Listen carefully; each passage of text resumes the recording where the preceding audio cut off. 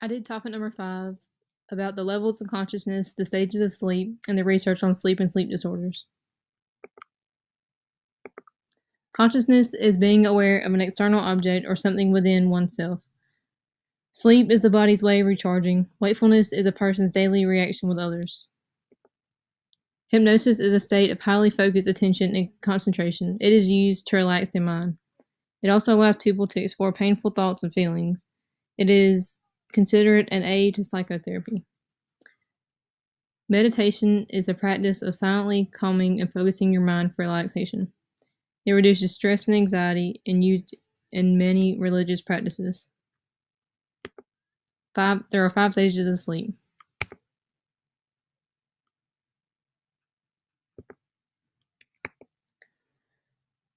Stage 1 is the stage in which we drift off to sleep. During this stage, the rate of respiration and heart rate decrease. The core body temperature and muscle tension decrease as well. In the beginning of stage 1, alpha waves occur. This means a person is awake but relaxed. Stage 1 is the easiest way to wake someone.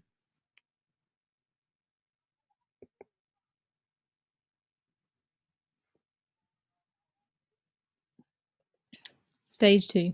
During stage 2 is a stage in which the body goes into a deep state of relaxation. In the course of stage 2, rapid bursts of brain waves occur. These are known as sleep spindles. In the midst of sleep spindles, K-complex occurs. This is a high pattern of brain activity. Stages 3 and 4. For stages 3 and 4, the body drifts into a deep sleep. During a deep sleep, delta waves appear.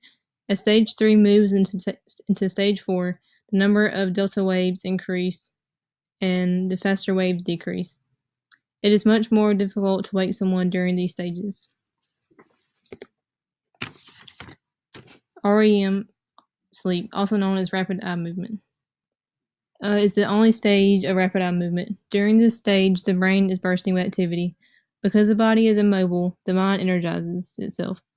During REM, the eyes dart in various directions, while the body is completely still. Most dreaming takes place during this stage. At the end of stage 5, a person begins waking up. Sleep disorders. Sudden infant death syndrome, also known as SIDS. SIDS occurs when an infant stops breathing during sleep and dies. Infants younger than 12 months and boys appear to have a higher risk for SIDS. Research suggests that an infant should be placed on their backs when put to sleep. Also, their cribs should not contain any items that would cause suffocation, such as blankets and pillows. Narcolepsy. People with narcolepsy fall asleep at inappropriate times. Episodes can last from a minute or 2 to an hour. These episodes are often caused by stress. People with narcolepsy have issues performing their job or daily tasks.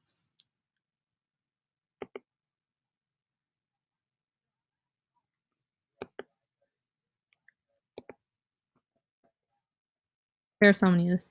Parasomnia occurs during sleep, causing a person to have unwanted experience and disruptive motor activities. Examples of these are sleepwalking, restless leg syndrome, and night terrors. Insomnia. Insomnia is the most common of the sleep disorders.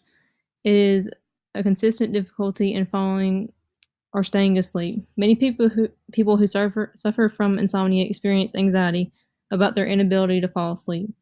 It has been found that forms of psychotherapy can help. Sleep apnea. Sleep apnea occurs during sleep when a person's breathing stops for 10 to 20 seconds or longer. These repeated disruptions in sleep cause fatigue, and many people who have sleep apnea tend to snore loudly.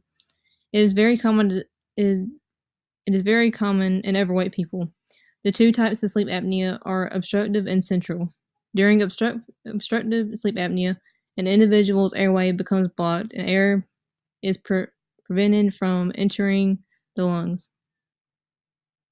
As for central sleep apnea, disruption in signals sent from the brain that regulate breathing causes interrupted breathing. The most common treatment for sleep apnea is a CPAP, also known as a continuous positive airway pressure.